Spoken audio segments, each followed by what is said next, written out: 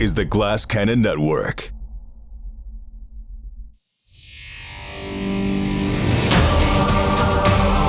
Welcome to Cannon Fodder, a behind-the-scenes look at the Glass Cannon Network.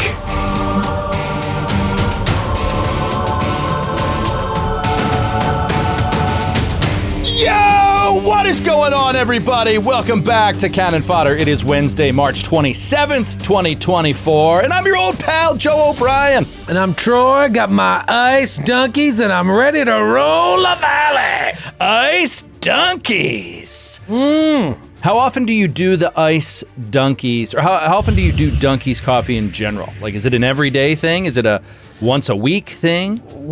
My wife and I make 12 cups in the morning, and we split those. It's a 12-cup maker. We fill that. And so we're done that by Wait, you're not joking? Yeah, 12 cups. It's a 12-cupper. It's not like a full 8-ounce cup, but it's 12. We make all 12 cups.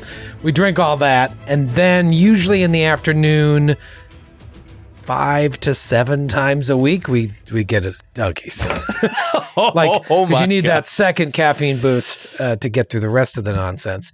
And so, yeah, we'll do a donkey run. That is just staggering to me. So it is. How many cups of coffee do you drink in a day? I mean, a cup is such a nebulous. Are we talking 8 ounces? We're talking 16. We're talking a mug full. A mug full of coffee. Well, this is a lot. This is probably like how many fucking 32 ounces. No, I mean at least, dude. So I don't know, 4 or 5 probably. I'd like to drink less, but I just really like coffee, and I'm like, I don't eat in the morning anymore. I eat later on in the day, so like I need that coffee to have some sort of substance in my body. Okay.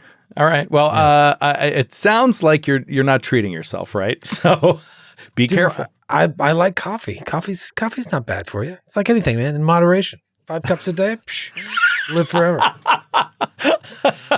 Man, if I had 1 cup in the morning, I'd just be like, 5 cups a day. That is just wild. Welcome back, everybody, to the FOD. Troy is back. Hey. Could not join us last week. We had the players-only meeting. It was fantastic. How was that? Was that fun? Oh, my God. It was so fun. I mean, you guys did a bit. I didn't realize that the whole thing was going to be a bit. It wasn't the whole thing. It was, when we got into the hot topic of the D20 flat roll, the flat check rather, we did kind of a bit, but yeah, plenty of actual points were made. It was really fun. It was really fun. Good. You have to pick my brain about it. I'm not sorry I missed it, but I think what's fun about that is like it seems like you guys were having fun, and it just lets the audience know like what's a big deal to you is not a big deal to us. Yeah. It was really fun going back over it, and oh yeah, well we'll talk. We should talk about it. We'll talk about it a little bit today, but a couple news items first. Then we'll get into this week's episode, as well as if you'd like to talk about 2 weeks ago's episode, absolutely.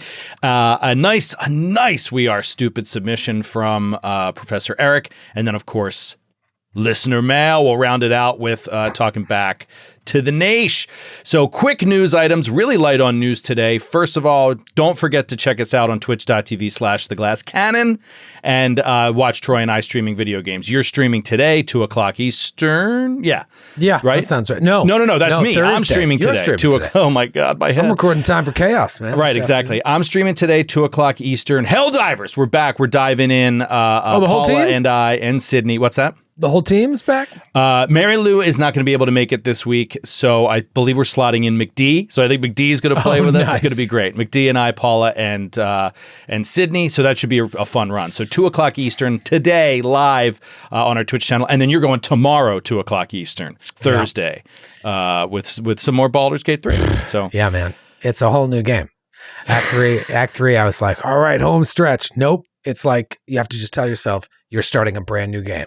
Wow. It is so massive and so out of control, and I'm so mad because I just want to finish it. So I just heard, I was just reading an article about it, about the developers coming out and saying that there will never be any DLC and there will be no more like D&D. Their next project is not Baldur's Gate 4, essentially. Well, they had a falling out, I think, with WotC. I think WotC, I don't want to tell tales after school, but I think they like WotC'd them. They were like, we thank you for all your work. You're all fired. Something like that. So like Larian's like, go fuck yourself. We'll go make something else. I heard it, of course, as more of the politically not correct, but politically safe, like we just need to stretch different creative muscles, like that kind of thing. But it was interesting. I liked the kind of the stance of like, no, we're not making more DLC because this game is done. We built it and we made all of it. And it's done. Just because it's wildly successful doesn't mean we're going to just like try to just draw more blood from the stone and try to make more money off this. Like, we'll go do another thing because everything we do crushes. They're very good at what they do. So I like that kind of confidence. Give us a quick tour update before we get into this last week's episode of the GCP. Oh, man. I mean, we got several sold out VIPs and more tour dates coming soon, right? Yeah, let's see. So we are a month away. We are now less than a month away from Kansas City and Austin. Looks like Kansas City, when was this shit updated? Yesterday? Kansas City is still not 50% sold. Now, it's a big house. It's a big house. So I'm not, it's like it's not a respectable amount of tickets. We played smaller like post-COVID, but like, come on, Kansas City, get your head out of your ass. Now, Austin is hot. Austin is around 78% sold, but there's still like 60-something tickets left. I would love to sell out Austin. If we sell out Austin, I think there's a good chance we'll come back to Texas next year. If not, then it'll be a couple years. But Austin's coming out strong. And then obviously Vancouver and St. Paul. Vancouver's looking good. And then St. Paul is pretty close to a sellout, 60-something left there. Denver, though, brutal in Denver. I don't know what's going on. I guess people don't like Skid anymore.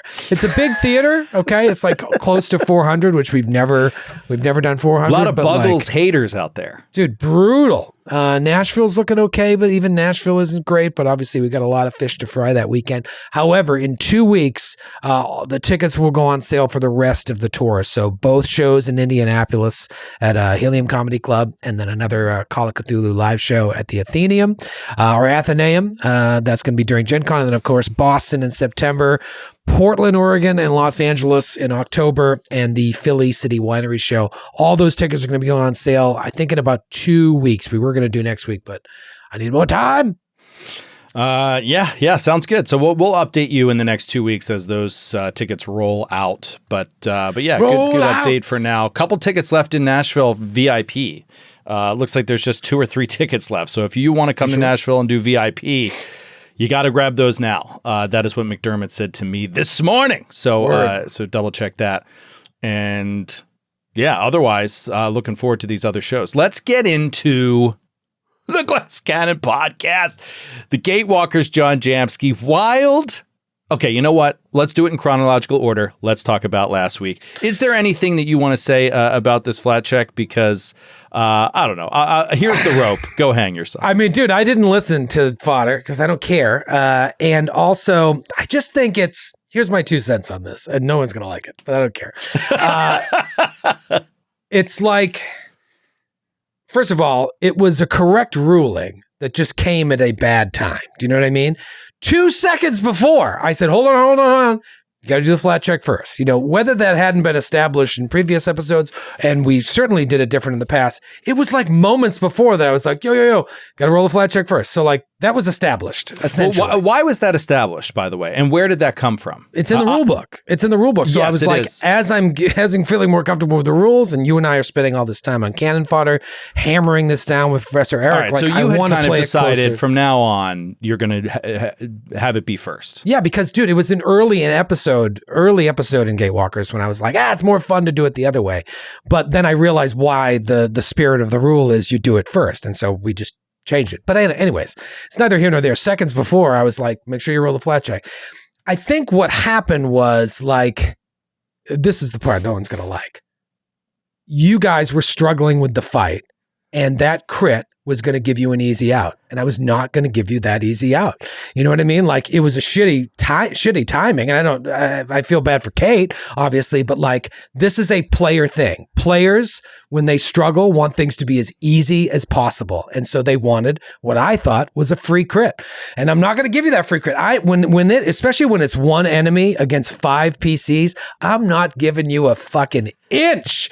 Oh, you can't hit the enemy because she's got all these things she can do. natural 20. It's like, well, slow down. Wait, what are we rolling here? That's the other thing. It's like players just start rolling dice. And it's like, wait, can we slow down? If you watch the other camera angle, like as she's rolling, everybody's talking, I'm like, and then the natural 20 came out, everybody starts celebrating. I'm like, everybody hold your horses. That's the motherfucking hold damn horses. And also, like, the tone changed when Matthew got mad. Because Matthew got mad. If you see, I'm very apologetic. I'm like, I'm sorry. And then the tone shifted.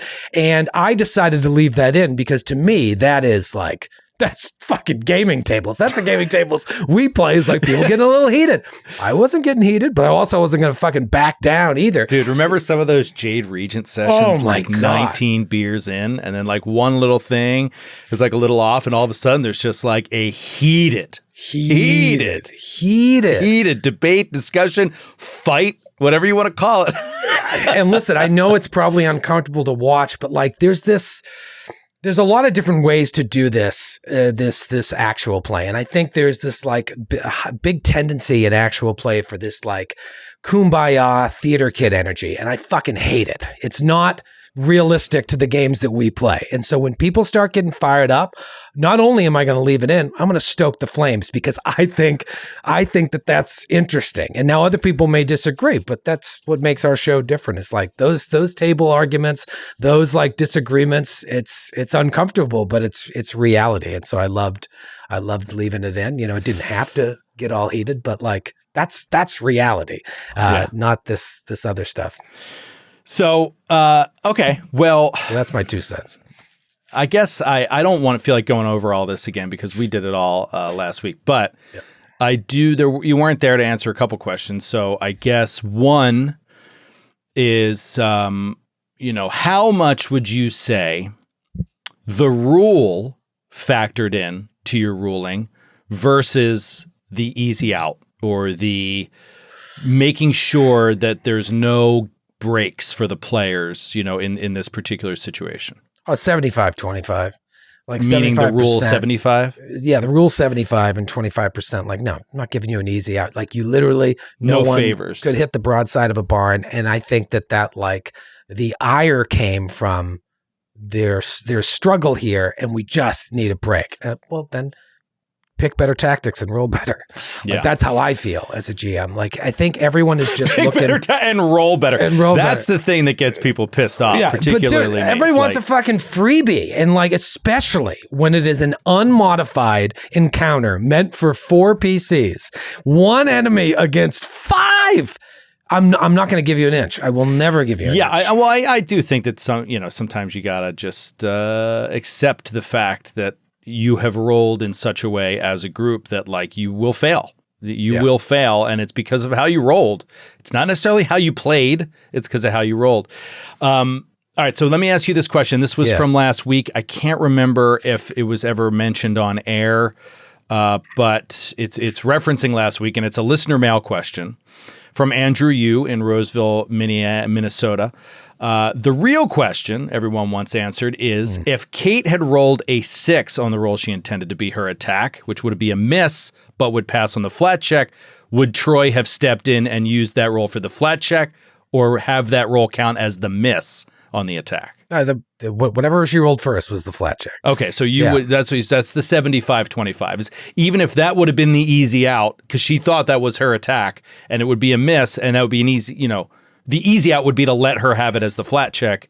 You would let her have it as the flat check because of the 75-25. Yeah, whatever she rolled first, that was going to be the flat check. Like if I cared more about this, I would like go find the footage because you can see me on camera because I'm watching this with Francis. And so I went back to it and I'm just like, hold up. Oh. Wait, before you, people get excited. They like rolling dice. I'm sorry, that's the flat check. Seconds ago, I told you this. Well, we had so much fun. It was a fucking great fodder last week. It's just, I wish we could do it more often. And I saw a lot of great comments. People loved it. And I get it.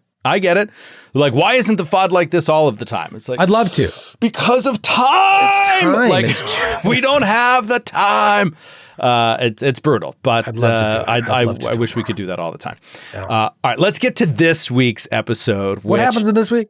This week.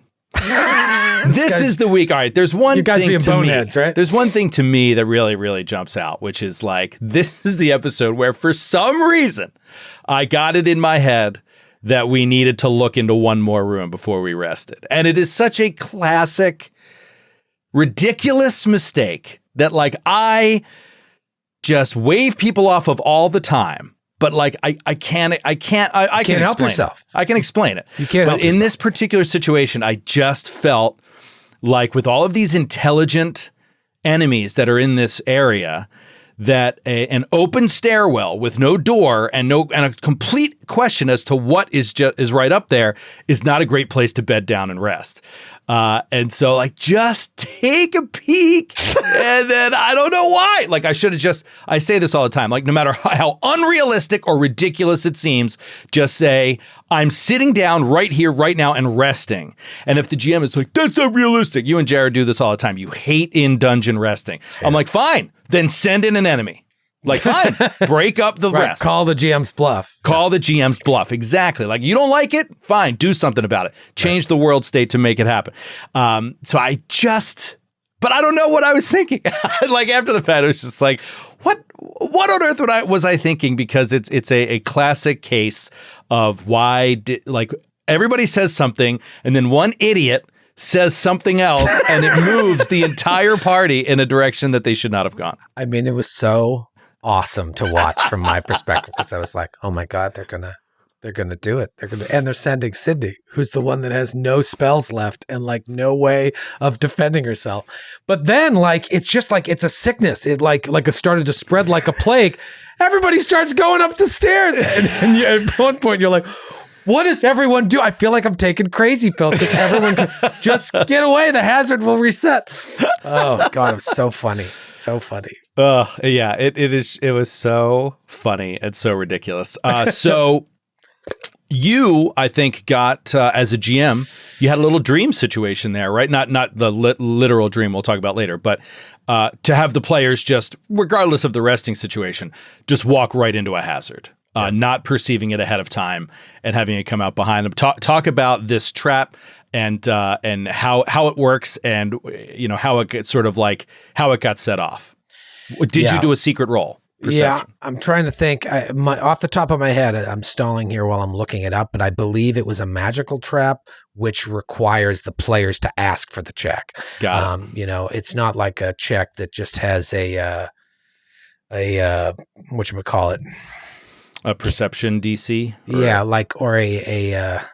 you have to have I can't think of the word, but it's like you have to proficiency at least be trained. Level? A proficiency level, right? Expert in perception. Yeah. I think when it's magical or whatever, you only get the roll if you actively say you're using the search, explore. We don't really do the exploration mode, whatever, but you have to actively search for it. And then I would be like, okay, what's your perception? And I roll it. And so that didn't happen. And you just walked right into it. It was great. But then they just kept walking into it. I was like, all right, let's rock and roll. Coming up. Yeah. And it was a cool one because it had this thing, and I'm not able to find it fast enough, but it does something, right? Then everybody rolls for initiative. And it only really gets to attack. Well, I shouldn't say too much, but once its routine is enacted, it's the more people in the room, the worse it is. Oh. Yeah. Oh my God. So you must have just been so psyched. Oh my God. I just kept going to the stairs. All right, great. This is so much fun. Great. Awesome. We've talked ad nauseum about there's nothing better than setting off a trap. And I mean, you all just kept setting it off and off and off. I know. I think it was Kate was the first one, or maybe it was Skid to just run in with her. You know what I mean? And I was just like, whoa, what are you doing? Look, I've already made a grievous error here. Let's just run away. You know what I mean? And Sydney's like, I pull out my katana. I swing it at this painting. I'm like, just get the hell out of the room. What are you doing? Hazards are appearing left and right in any 2E AP I play, and they're a real bastard. They're a pain in the ass to deal with. They're kind of I find them to be kind of a mix between old school traps and old school haunts. Mm-hmm. They always seem to have these weird DCs. They have a lot of layers of complication. There's ways to get to disable them easier than others, and you have to try to puzzle it out. It's and it's you never seem to be equipped to just deal with it easily. you know? So the idea of just like hitting paintings to death, I was like, I don't see it going that way. Of course, you know, I don't really know how to disable it, but you mentioned the fire and all the burning on the walls, you know, maybe that has something to do with it, but we never really got a chance to test it. But yeah, it's just hazards are a bastard. Yeah, and magical ones they're brutal. Like, it's best to just get the fuck out of there. You know, these things did have a HP and a hardness. You know, that's one way you could get out of it. But you know, these are back-to-back hazards, because there was the corpse disposal hazard in the previous room, in the room that you're like camping in. So it's like back-to-back hazards. And the other one was a mechanical one. This one was a complex magical one. Whenever I come up against hazards, I read the rules over and over and over again. I make myself a cheat sheet. And then once I get through the episode, I just remove all that information about hazards from my brain. I'm like, all right, good.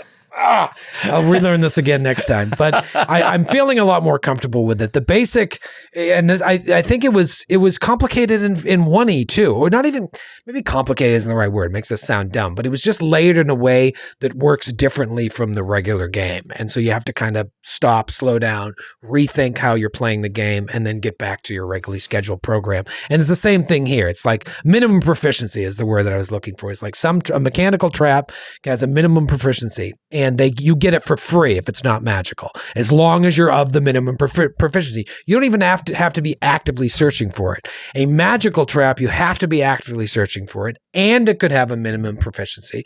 And then on top of that, there are complex traps or complex hazards that have like a trigger, and some shit happens. Then it rolls for initiative, and then it's got a routine that it follows on its initiative. And that's what this one was. Well, what was this thing that happened? It peeled off the wall. Did it attack? I don't remember if it didn't get a free attack in, did it? Yeah, its trigger is it makes a spear strike. It did okay, a spear so it got a strike. against Sydney, I didn't realize that. And then when everybody walked in, and then when its routine came around, it got a spear strike against everybody.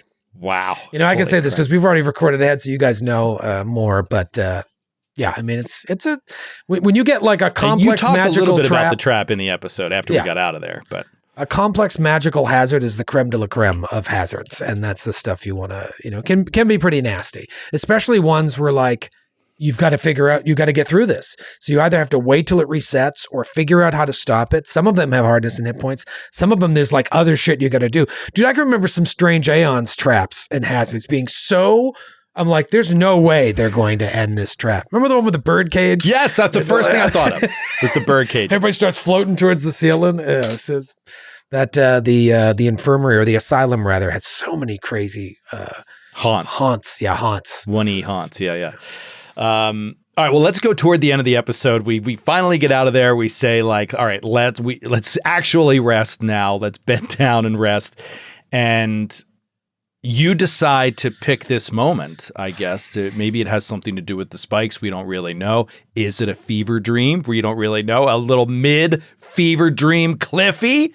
I think this might be one of our first dream Cliffies ever. Except for the first episode of the series. What's that? Except for the first episode was a dream Cliffy. Well, yeah, that's true. But yeah. I guess it was. That's right. That was the end of that episode. So, talk to me about the dream and when did this develop? When did you decide Kate? Did Kate know about it? Was she involved at all? Like, how did this all come together? When Kate sent me the backstory scene that I sort of reworked for the show, I was like, perfect. I'm going to use this to be a dream. I'm going to take the kind of bones of this and do what I want with it, similar to what I did with your original backstory in episode 1. I kind of said, okay, well, I'm going to play this into a dream sequence. So I prepped this dream sequence, and I was really just waiting for you guys to rest, trying to find the perfect time for it to happen. I thought it was going to happen a lot sooner after the initial flashback that we did with her seeing her friend and being at her friend's funeral, but it ended up being like 6 or 7 episodes between. The added fact that she fell down the pit and doesn't know if she contracted some sort of disease from these spikes just made it all I mean, I was just like, what a great gift to have the timing of it be so wonderful, because now you're like, is my mind playing tricks on me? And I think it'll be an interesting way to kind of get Zephyr and Ramius talking and get you guys, we haven't really seen too much interplay between those characters. Yeah. And now you've got something shared to discuss. So it was great, because like I could have had you guys just rest and go into the next room, but I was like, oh my God, I'm looking at the clock. I'm like, perfect. We can end the episode right here. And the episode on a dream. This is very interesting. Again, that's why it's tough to have you on the FOD. It would be great to just have Kate here to like talk it out, right? Because like, too much. And so I'm very interested. I'm like, what does this masked figure, this masked horned figure have to do with the missing moment or Kanipo, or you know what I mean? Like, I don't see any connections yet. So like, I'm curious to see like how this is all going to come together. But it's cool that for the first time we see it in another character 25, 26, 27 episodes later. It's such a weird fucking adventure, man. Like, now that we're like, it's one thing to read it and be like, oh, all right. It's another thing to play it. I'm like, it's kind of all over the place. And I could see some people not connecting with it because of that. But I do think the payoff is going to be sweet, for people who enjoy a good mystery, because that's ultimately what this is. It's a big, giant fucking mystery. Big, giant, chunky mystery. Yeah. All right. Well, let's see what Professor Eric has to say. Love checking in with old Professor Eric. Let's do a little We Are Stupid. We are stupid. Thank you, Nicholas. Not too much on the stupid end this week, but Professor Eric is diving into more, and I'm excited to talk about this, actually. We've talked about it a lot lately, but I want to do one more, kind of put a button on it, on recall knowledge. So recall knowledge is... this is what I love about Professor Eric. I really appreciate his thoughtfulness in the way that he lays things out and the way that he exhibits so much experience from so many different tables of different players and different GMs in PF2E. And that's a really good, important thing, right? Because you want to have that kind of sample size over time. So he put together kind of a thoughtful essay on recall knowledge, because we talked about it a lot in this episode. How we approach it, the changes in the remaster with asking questions. Matthew posits that maybe we should be waiting a round or two to see what an enemy does so that we can ask more specific questions about what they do. And so kind of laying this all out, I want to bring this up to you for discussion, because I think it's just great. So sparked by Matthew's discussion, pre-remaster, so in the remaster is when they wrote in the rule that like a player should ask a question of the GM. But before that, it was just like give useful information. So pre-remaster, Professor Eric found that most GMs would fall into three camps. First, on a successful recall knowledge, give the most obvious details that remove common metagaming. So that example is like trolls regeneration. Right? Skeletons are weak to bludgeoning and resistant to slashing, like stuff that players already know. It's so widespread. Dragons have breath attack, right? Like things that players already know, but sometimes players will have their characters spend a round acting like they don't know in order to be more in the character's shoes. But that can be kind of feel like a wasted recall knowledge check, right? For the most obvious stuff. Dude, I can remember an old Giant Slayer episode where Skid was like, I've always played it like my character knows essentially what I know. Yeah. Like, I know that trolls have regeneration. I know that dragons have a breath attack. Yes. And I always thought that was an interesting way to play it. Yeah, because, and Professor Eric has this exact line, quote, since a lot of players often feel like their competent characters might already know this baseline of knowledge. So that's a good point, and exactly how Skid thinks about it. The second camp, what is most useful to the asking character? So if it's a caster, you would reveal their the weakest saving throw or weaknesses to fire or ice, whatever. If it's a martial character, the presence or absence of reactive strike, other reactions that they might have to melee combat, inability to flank, a bonus to sneak attack, like that kind of stuff. Mm-hmm. Then the third camp is what is the most interesting? and neat about this particular monster. You want to show off this monster. It's a really double-edged sword here, though. What makes this creature really unique and fun? This is what I, as a GM, what I want to give for the successful recall knowledge. Mm-hmm. The problem with that is that it can be extremely valuable to the players, and it often ends up, to quote Professor Eric, quote, it often ends up making the combat less interesting, as the party might avoid situations that would let the creature shine. So I feel like you are in a camp where you never give like the special thing about this creature on a base recall knowledge success. Would you say that's accurate? Yeah, it's probably pretty accurate. You would have to roll really high, right? You'd have to get a natural 20, something like that. Or ask the right question. So that's where we come into post remaster. So this is now advice to players from Professor Eric. He says players quickly fall back into the what he calls the IWR camp: immunities, weaknesses, resistances. Like that's kind of what players generally always go for. But the problem with that is that they're simple go-tos and they often are not that relevant. Even on a successful save, it doesn't. A lot of times the GM will just be like, nothing. There's nothing there. Since this is getting kind of complicated, but most characters only have 1 to 3 different damage types they can even do. So like knowing weaknesses that you would never have access to is kind of irrelevant. So usually it's really good to not waste that action, but instead just use trial and error to figure out kind of immunities, resistances, weaknesses, unless there's some really obvious big problem that it's creating.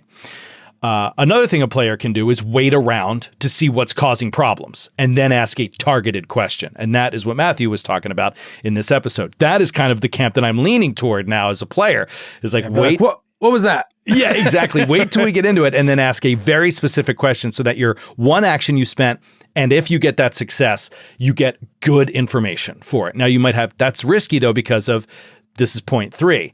The one exception is when you might be looking at a creature that has a very dangerous AoE. Like if you think that that's a Dragon's Fire Breath is a perfect example. You know, it might be better to roll a recall knowledge early on before it and ask if there is an AoE attack of some kind, just to kind of get a head out on that. So that was a good point for players. And then lastly, rounding it out, is I talked about struggling with fumbling with recall knowledge as a GM and coming up with BS information, because I was just like, I just stare at the natural 1 and I'm like, it can fly. You know what I mean? And like, it's something the players immediately know is wrong. Yeah. So Professor Eric provides a great cheat sheet here. I think this is great. It's this: look at its immunities, weaknesses, and resistances. It's the first thing I do, he says, if he rolls a natural 1. And you just you throw in something that's opposite. So you don't necessarily say that if it's resistant to fire, you don't say necessarily that it's weak to fire. You might, he's like, what I do is just do the opposite. Like, it is weak to cold, because it seems correct. It seems obvious. Something that seems like it has resistance to fire would also seem like it has a weakness to cold. And you're looking in the stat block and it doesn't. So you just say it has a weakness to cold. You give the players wrong information and they're not going to benefit from that, at all. You could say it has a weakness to bludgeoning because it has a resistance to slashing, even if it doesn't actually have a weakness to bludgeoning, because that feels right to the players and they'll just jump on it and eat it up. So that's a good example. That's cool. And then there was some discussion, he says, on the Discord about giving incorrect knowledge that would help trigger a creature's more unique abilities. So setting the players up in a trap, basically, that draws out the monster's really bad thing that they could do. He says this is certainly more fun and more dramatic and more cinematic, but it could end up being too punishing of a result. You have to be careful with how you wield that kind of power. So I like that one. Yeah, that's a good one. And then one last piece, and this is about, we talked about, this was after the spikes incident. We talked about using medicine for recall knowledge. Is medicine something you can use for recall knowledge? It's very obvious that you can. I don't know how I missed it. It's written right in the skill. It's right there. So he just pointed it out for us here. Recall knowledge using medicine is for diseases, injuries, poisons, and other ailments. And then, quote, you can use this to perform forensic examinations if you spend 10 minutes or more more as determined by the GM, checking for evidence such as wound patterns. This is most useful when determining how a body was injured or killed. So that is also a recall knowledge, and it could also be a secret check. It's recommended by the game that it is a secret check the GM does if you say, how did this guy die? You roll it behind the screen, and then you can it also gives you a chance for false information that could be really, move the story in interesting ways.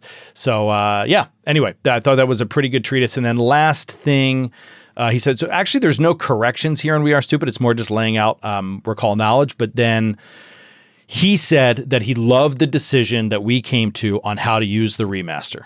He's like, it is exactly what I would recommend. And I think it's what most people are doing right now, especially for people on Foundry.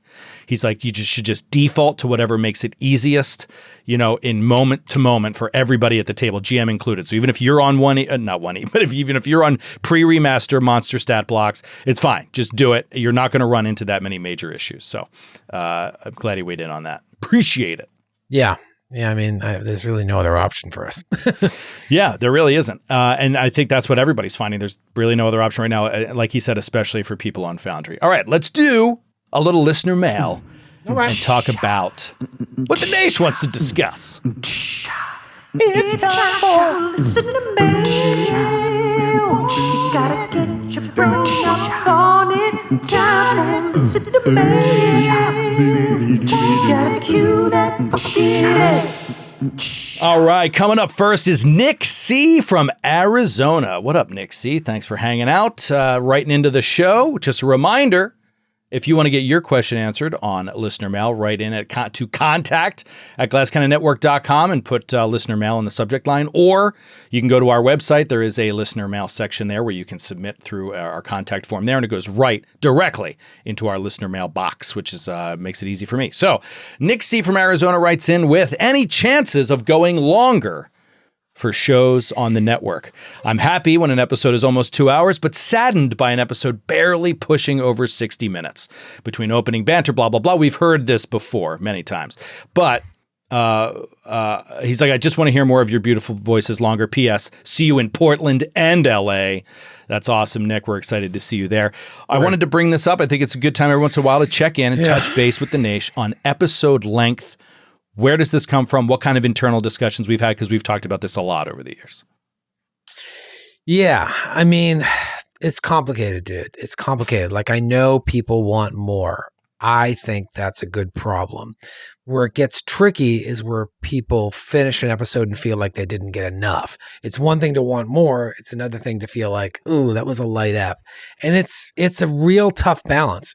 My ideal length is 60 minutes. I'm sick of doing 2-hour episodes. Originally, we were like, how are we going to do an hour episode? How it's like we play for 4 or 5 hours when we actually play. How to do an hour? But like, I like to consume in 1 hour chunks. I feel a sense of accomplishment when I finish something, and I'm looking at the fucking thing, it's like, God, there's another hour and 13 minutes left. I've been listening for an hour. That's tough. But like, I know that people consume these things in different ways. I think an hour is a sweet spot, but in order to pull that off, better have a good hour. And I don't care if it's like the banter to play ratio doesn't bother me. I think that like that's the show. If it's 20 minutes of banter, if it's 15 minutes of banter and 40 minutes of show, the onus is then on us to make sure that 40 or maybe sometimes even 30 minutes of show crushes. And that's where it's hard. It doesn't always crush. So then I'm like, I've got this internal like barometer that's like, was that enough ep? Was that enough ep? And that's why the season 2 or campaign 2 has been like of all varying length. It's because I'm trying to like internally feel, was that enough? I think that... Yeah, but I would also say that there is not a single 60... There's not even a 70-minute episode of campaign 2. Like every episode is a minimum of 90 minutes. They all run between 90 minutes and 120 minutes. What I'm trying to do with campaign 2 is like we banter and I'm looking at the clock and we finish bantering. I'm like, okay, I'd like to give at least an hour of show now. Whereas we didn't do that before. With Giant Slayer, it was an hour show. And if the banter went long, tough shit. Now I'm looking at it. I'm like, okay, that was 10 minutes of banter. I want to make sure I go to at least an hour 10. But lately we're going to like an hour 20, hour 30. I think that there's certainly an argument to be made that the show might hit harder at 2 hours. Like, especially with 5 players, we'd certainly get a lot more accomplished. And it fits the mold of all of our other shows, with the exception of Legacy and Blood of the Wild and the original campaign 1. But I don't know. I don't like longer shows. I think it's too long. To be honest, it's not how I like to consume content either. I love 60 minutes. I love a 60-minute show. I think that's the amount of time I have to devote to it, because like I want to do other things. Right. Like I want to listen to other things. I want to consume other shows. And so I love when things are a little tighter. Of course, Nick. Of course, we want it to be a great 60 minutes. You know what I mean? Oh my God. So Blood of the Wild is a good example. Blood of the Wild is 60 to 68 minutes every single week. Jared is like clockwork with it. However, there is, and this has been amazing to see. We've been doing this now for over a year. And as we pass the year mark, I noticed that we've sort of like, Jared has changed and evolved as we've assimilated him into the network, because he used to be, when I say 3 minutes, I mean, that is long for Bant. Like he opens the show and gets right into it. He would do a few seconds of Bant because he's coming from, classic live performance where you do a little bit of ha ha ha at the top, 1 to 3 minutes, and then you get into the meat of the show. And he always wanted to do that. And then over time, no decisions were made. We never talked about this, but over time, he's like getting to the Glass Cannon, like 8 to 11 minute banter. It's happening, chatting it up with Mary Lou and Paul and Skid, and and as long as it's funny and working, he lets it keep going. Yeah. And so I do agree with you that length of time is great for me. 60 to 75 minutes is my favorite.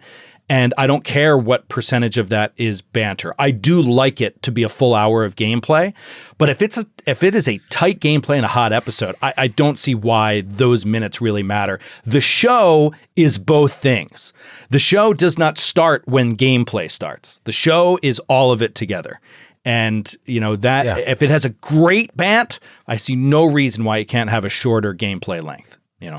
Yeah, I mean, you and I agree. I think there's probably an overwhelming majority that disagrees, but like we've got to build the show that we want to build. You know what I mean? Like that's what excites us, and it's a very delicate balance. And who knows? Maybe a year from now, our opinions will change.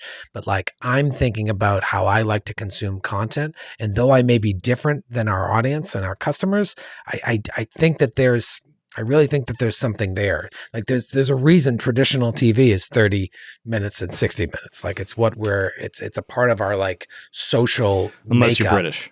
Unless you're British. Which every episode is 2.5 hours. No, but it is like, I can say from a gameplay standpoint, when we get into the game and we're rocking and rolling, and I'm talking about playing Pathfinder and equally handling Delta Green in both cases, once I cross the 90-minute mark, I get really drained on energy. You see how much energy I pour into every show that I'm in. Like I really start to drag, and I'm like, come on, let's get to a good ending here. I can just feel it. I feel around that 90-minute mark, like that's the ideal place for me to end an episode. 60 minutes is what I like to listen to. I don't mind going 90 as a player or as a GM, but after that, I definitely start to feel my energy waning. I don't think enough people that want us to have 4-hour episodes think about how much more energy we use when we play than when we play off air. If we're just playing off air, like it's nowhere near the same level of energy because you're putting on a show. There's the showmanship aspect to it. You're constantly thinking of like what's next and how to make something good. And it just drains you. And so keeping it tight, I think, ends up with a better product. Yeah, I think the hard thing is like, you want it to be a killer app, but like we're also trying to just play the game. We're playing the game with an exaggerated sense of, to fit the optics of entertainment. But ultimately, we're just trying to play the game. And sometimes, even in home games, that session was kind of lame. And so, how do you? Let's go long. You're like a comedian. You get the light. You got to like tell a couple more jokes and wrap it up. You're not going to go. You want to make sure you have something to go out on. You know what I mean? You want to. If you're a comic and when I used to work at Caroline's, I'd see the light would be blinking, means get the fuck off the stage. But the bigger comics would be like, no, I'm not getting off stage until I get the laugh that I want. And so it's really, really tricky. It's like you're trying to It is You're true. trying to make sure an episode hits. You don't want to put out a dud, but I also don't think, I bantered too much. No, it's like this is the show. Yeah. Hang out with us. And honestly, Nick C., thanks for the question. I appreciate the question. The reason I bring it up is not because I want to be like, we know better than you, or this is not the way you're supposed to consume content. It's really more about just to show that we've talked about this a lot. Like when we started Delta Green, when we started Get in the Trunk. It wasn't called Delta in the Trunk when we started it, but we started Get in the Trunk. There was a lot of back and forth about episode length, you know what I mean? And when we did Gatewalkers, there was a lot of talk about episode length, banter, commercial breaks. How's that going to change things? We talk about this stuff a lot. So I just want you to know it's not like on a whim. These things are on our mind. And when it comes to Blood of the Wild and Legacy particularly, those have a lot to do with how much time we have with those casts. We have limited amounts of time in order to put out content every week.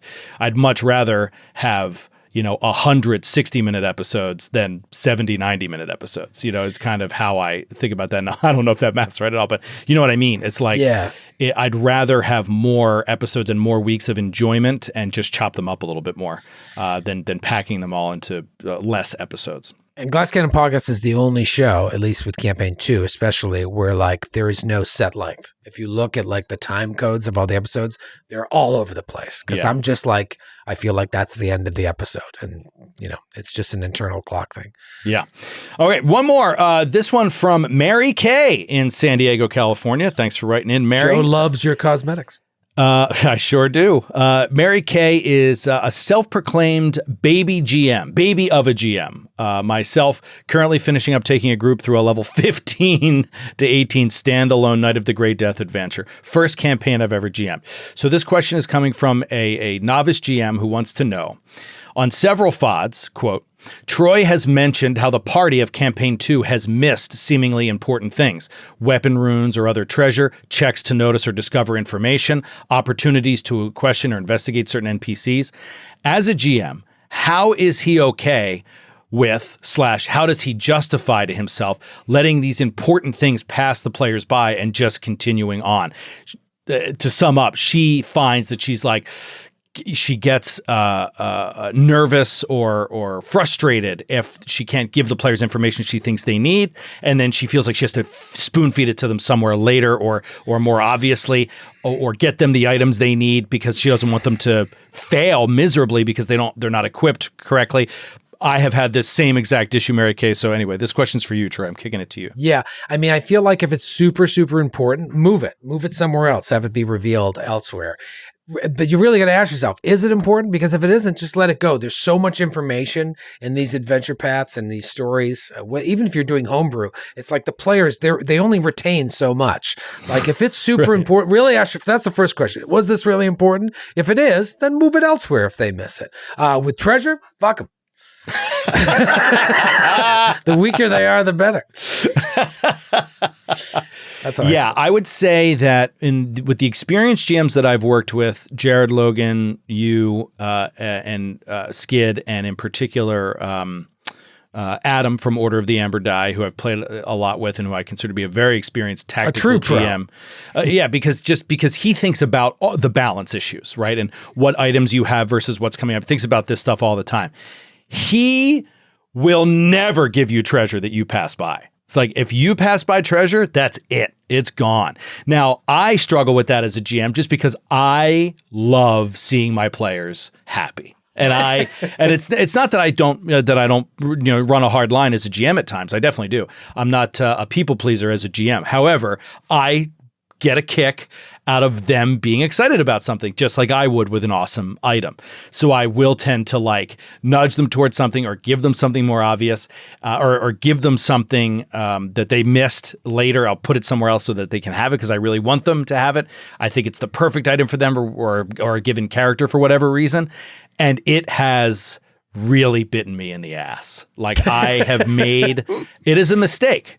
Treasure is not all meant to be found. It just isn't. If it was all found exactly to the T, then your players will most likely be overpowered, particularly if you fall into the trap of tailoring an item to a character. So you have a short sword that's a +1 striking short sword that you're ready to give somebody at level 4, and or it's in the adventure, and you change it to a +1 striking hammer because that's what somebody is proficient in and that's what their class has or whatever. So you give them something that works for them instead of something that doesn't. It's a very nice gesture, but if you fall into the trap of doing that a little too much, you will quickly find yourself outpaced and your players will be mashing encounters and you'll be frustrated trying to give them a challenge. That's what I ran into.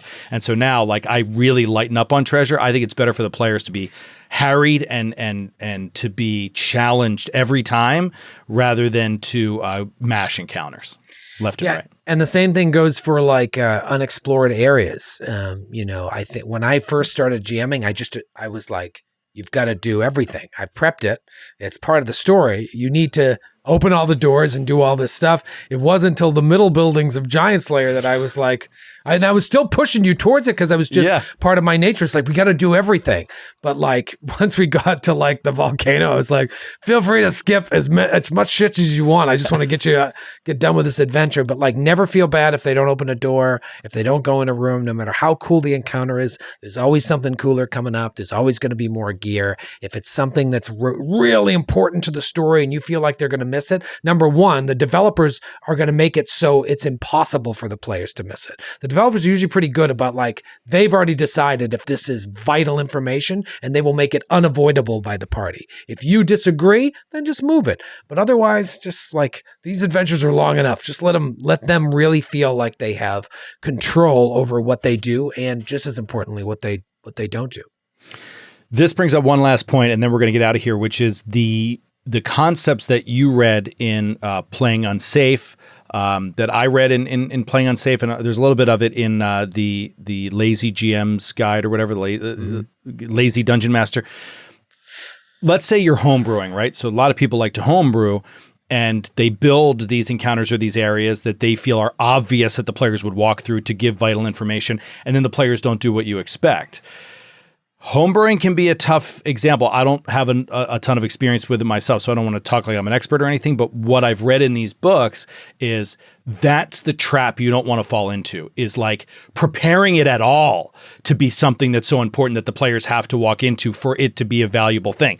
That is the essence of what these books consider bad GMing. Because you're setting yourself up for disappointment, you're setting yourself up for railroading your players, and you're just setting yourself up to be frustrated that players aren't doing what you want them to do, and that they can feel that energy.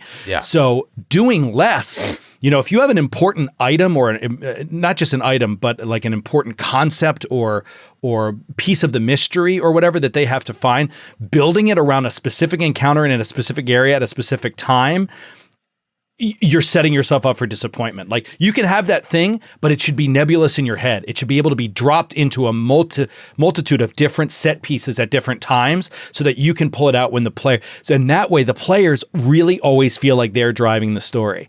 Like, you can also just if there's something that is vital to the continuation of the story, be it a piece of treasure or an encounter or a room, don't leave that up to chance. You know what I mean? Like, you don't leave that to like, oh, they didn't hit the DC, or they didn't open that door, or they didn't read that book. If it is vital, then that is part of their discovery. That is like, nothing could change them discovering that. Yeah. There's so many interesting topics within this narrow area. Delta Green does a good job of writing this in the rule book about not having players roll if their skill is at a certain level. Like, don't fall into the trap of asking for rolls from players for things that they have to succeed in order for the adventure to move forward. Like, if you have it set up that way, if it's set up in that case, then it's just, they climb that wall. They say they want to climb that wall. Don't just be like, all right, give me an athletics, because like, that's when they'll roll the natural one. That's when they'll throw the whole thing out of whack, and you have to give them an auto success. Like, it just don't have them roll. Just be like, dude, you scramble up the wall. It's an easy wall. You scramble up the wall and keep it moving. You don't have to roll every single physical action that the skill says it does. You only need to roll it when failing it matters. Right. I wonder how much actual players are going to change the way that games are developed, because like so many games now are being done for an audience, and look at how much we've just kind of trimmed down over the years. Like I've almost completely eschewed like detecting magic and rolling arcana checks to determine the magical property of something, because it's just bad. It's just appraise. Yeah. How much is that worth? Now I'm just emailing you afterwards. Here's all the gold you found. Especially with Strange Islands. It's like, it's just bad radio. Just skip it. And so I think you're going to see over the next decade or so, as games are developed, like that stuff is going to be just thrown out because it's not fun.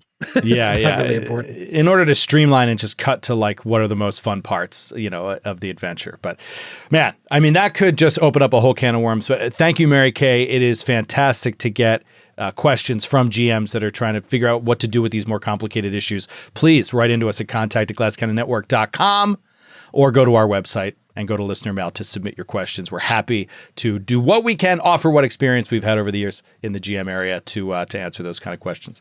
Well, that's gonna do it for us, buddy. We are done, wrapped up. Another FOD in the books.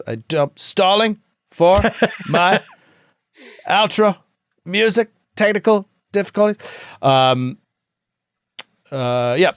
do it. Thank you guys so much for hanging out. We appreciate you. And I'm streaming at 2:00 today with Paula and McD and Sydney. Troy is streaming tomorrow at 2:00 Eastern, twitch.tv/theglasscannon. Of course, you got time. I was going to go to Time for Chaos, but we've got Gatewalkers continues Thursday night on YouTube at 8:00. Time for Chaos premieres on YouTube Friday night at 8:00. Have a fantastic weekend, everybody, and we'll see you back here next week. We're going to have more to talk about with Gatewalkers. Oh, baby. Take it easy, everybody. Yeah. We'll see you next time. Bye.